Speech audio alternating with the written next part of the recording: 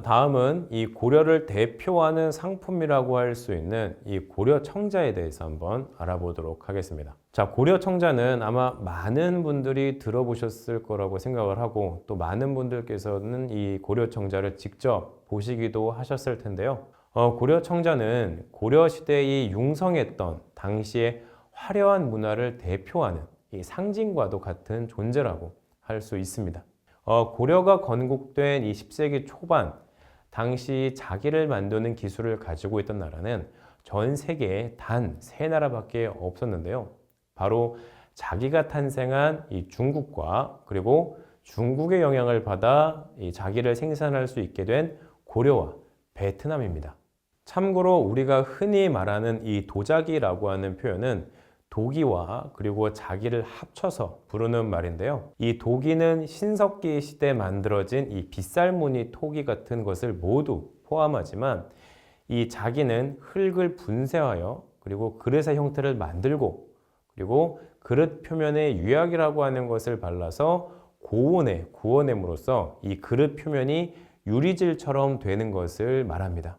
그래서 도기 제작 기술 같은 경우에는 인류의 역사만큼 길지만 이 자기의 역사는 중국 한나라 때 시작되었다고 하니 약 2000여 년 정도밖에 되지 않은 것이죠. 지금이야 우리의 생활 속에서 이 흔하게 볼 수 있고 또 사용하고 하는 것이 자기이지만 이 당시에는 자기 제작술이야말로 하이테크 중에서도 하이테크 기술이었습니다. 아무나 흉내낼 수 없는 그런 기술인 것이죠.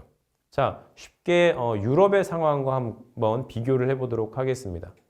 자, 유럽과 비교해 보면 이 유럽에서 처음으로 이 자기가 만들어진 것은 18세기 초입니다. 그리고 그 당시에는 중국의 자기들을 수입을 해서 이 수입한 것을 바탕으로 연구를 거듭해서 18세기 초가 되어야 드디어 자기 만드는 기술을 확보할 수 있게 되는 것입니다.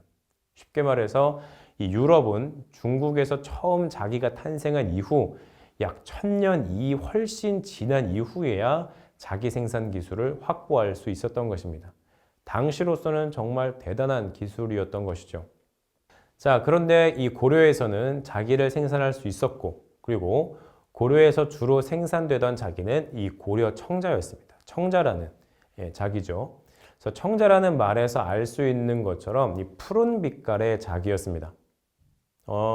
청자는 마찬가지로 중국에서 처음 만들어졌고 고려는 중국의 영향을 받아서 청자를 생산할 수 있었습니다. 자, 그런데 고려에서 생산한 청자는 이 중국의 청자와 달리 고려만의 독특한 빛깔과 그리고 아름다움을 가지고 있었습니다. 11세기가 되면 이 고려 청자는 고려만의 독자적인 조형적 특징을 보이기 시작하였고 그리고 12세기가 되면 이 고려의 장인들은 소위 비색이라고 불리는 맑은 청색의 청자와 함께 이 상감기법이라고 하는 전 세계 유일의 제작 방식을 통해서 고려만의 독특한 미감의 청자를 생산할 수 있었습니다. 그리고 이 고려 청자의 이와 같은 독창성과 아름다움 그리고 우수성이 당시 중국 대륙에 알려지면서 이 고려 청자는 송나라를 비롯해 이 원나라 귀족층의 애장품으로 각광받기 시작하였고 민가에도 널리 사용되면서 많은 수의 고려 청자가 중국으로 수출될 수 있었습니다. 자, 중국인들이 발명한 청자를 고려가 수용하게 되고 또 고려의 장인들이 이 더 독창적이고 뛰어난 방식으로 더 아름다운 예술품으로 발전시킨 것이죠. 자, 고려 청자는 특히 당시 청자의 원산지라고 할 수 있는 중국 대륙에서 큰 환영을 받았습니다. 특히 문치주의를 강조했던 송나라에서 이 귀족들을 중심으로 뛰어난 고려 청자를 소장하기 위해 무척 애를 썼다고 하는데요. 자, 북송시대의 유명한 시인인 소동파는 이 고려 청자를 고려가 생산했던 종이와 함께 천하의 명품으로 꼽기도 하였습니다. 자, 뿐만 아니라 이 사신의 신분으로 고려를 방문했던 서긍이라고 하는 사람은 고려에 약 한 달간 머무르면서 이 자신이 보고 들은 내용들을 선화, 봉사, 고려, 도경 이런 책으로 남겼는데요. 이 서경은 이 책에서 고려 청자의 비색에 대해 자기의 빛깔이 푸른 것을 고려인은 비색이라고 부르는데, 근래에 들어 제작 기술이 정교해져서 빛깔이 더 좋아졌다라고 높이 평가하였고, 마찬가지로 송나라 때의 태평노인이란 사람도 이 수중금이라고 하는 책에서 고려 청자의 비색은 천하제일이며 따라하고자 해도 도저히 따라할 수 없는 것이라면서 극찬을 아끼지 않았습니다.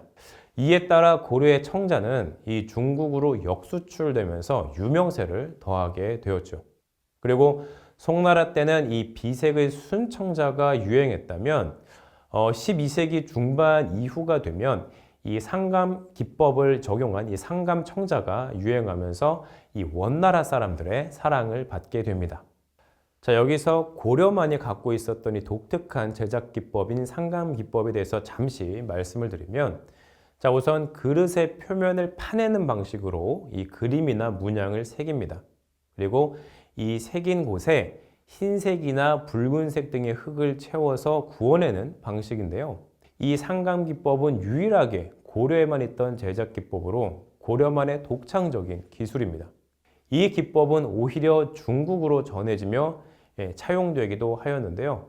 이후 고려 청자는 원나라의 간섭이 본격화되는 13세기 초반까지 크게 발전하면서 고려 청자의 전성기를 노릴 수 있었고, 또 이 고려 청자는 중국과의 교역에서 큰 부분을 차지하게 되었습니다.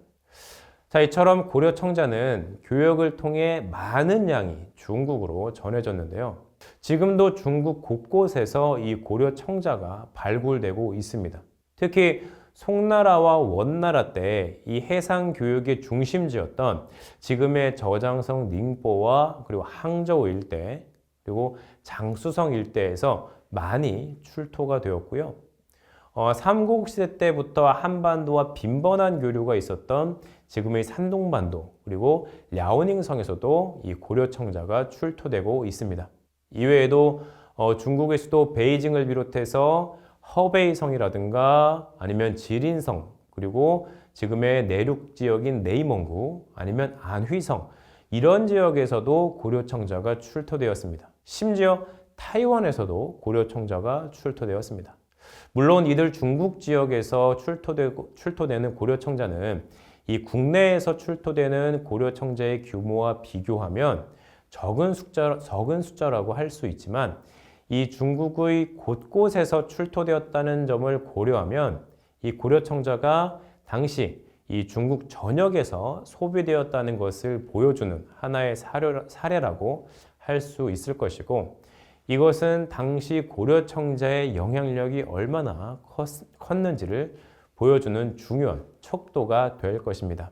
자, 고려 청자는 이 오늘날에도 한중교류의 가교 역할을 하기도 합니다. 특히 2013년에 항저우에 있는 이 남송관요박물관이라는 곳에서 고려 청자와 중국 자기기술 전승 교류 특별전이라고 하는 전시회가 열렸습니다. 당시 특별전에는 이 항저우 인근에서 발견되었던 이 고려의 상감청자 파편이 대량으로 전시가 되었고, 특히 파편 중에는 이 상감청자로 제작된 당시 중국 송나라 황실의 제사 의례용 물품과, 그리고 황제의 부인, 그리고 이 황제가 살았던 궁전의 명칭이 새겨진 그런 파편들도 있었는데요. 이 상감청자가 송나라 황실에 수입이 되어 사용되었던 사실을 보여주는 어떤 그런 중요한 자료라고 할 수 있습니다. 뿐만 아니라 지금도 중국 각 지역의 박물관에는 이 해당 지역에서 출토된 고려 청자를 비롯해 많은 수의 고려 청자가 전시되고 있어서 이 중국인들의 관심을 받고 있습니다. 이처럼 고려의 청자는 중국의 청자의 영향을 받았지만 고려만의 독자적인 기술을 개발하고, 또 이 기술을 바탕으로 당시 최고 수준의 자기를 생산함으로써 오히려 이 청자의 원산지인 중국에서 사랑받는 이 고려시대 최고의 수출품이 될 수 있었고, 이 고려와 중국의 교역과 그리고 또 그 당시 문화 교류를 보여주는 중요한 사례라고 할 수 있습니다. 자, 그리고 여러분들의 이해를 돕기 위해서 고려청자에 관한 짧은 영상을 준비했는데요. 여러분들도 이 고려청자의 아름다움을 느껴보시면 좋을 것 같습니다.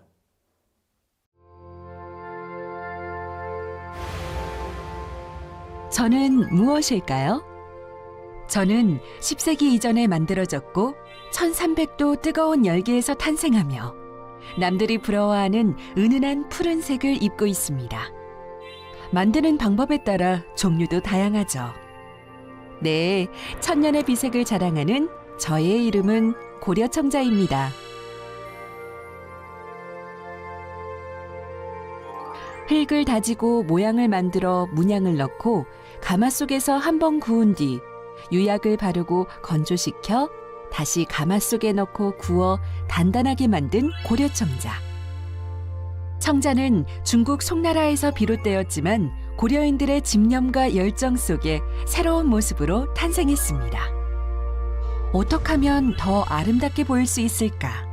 어떻게 하면 더욱 뛰어난 청자를 만들 수 있을까? 그렇게 탄생한 고려청자의 특징, 푸른 창공을 나는 항무늬와 부드러운 허리곡선, 그리고 은은한 비색까지 고려인들의 창의력이 세계사에 빛나는 고려청자를 만들었습니다. 그릇색의 푸른 것을 고려인들은 비색이라 부른다. 근래에 들어 그 제작이 더욱 정교해지고 색이 더욱 좋아졌다. 그리고 고려청자의 또 하나의 비밀, 상감기법. 예리한 조각칼로 무늬를 파낸 다음 그 부분에 다른 색 흙물을 메어 넣는다. 그림이 살아 움직이는 듯 세밀하고도 매끄럽게 표현할 수 있는 고려인들의 기술. 같은 문양을 반복하는 대신 중심 문양을 전경에 크게 세우고 물, 새, 바위, 인물을 배치하여 하나의 화폭과 같은 효과를 만들었습니다.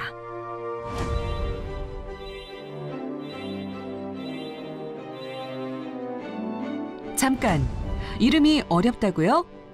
도자기의 이름은 종류와 기법, 표현된 무늬와 용도순, 이름 하나로 도자기의 모든 정보를 알 수 있다는 사실 꼭 기억하시기 바랍니다. 저는 단순한 도자기가 아닙니다. 저는 한국의 미와 독창성을 품은 천년의 비색을 자랑하는 고려청자입니다.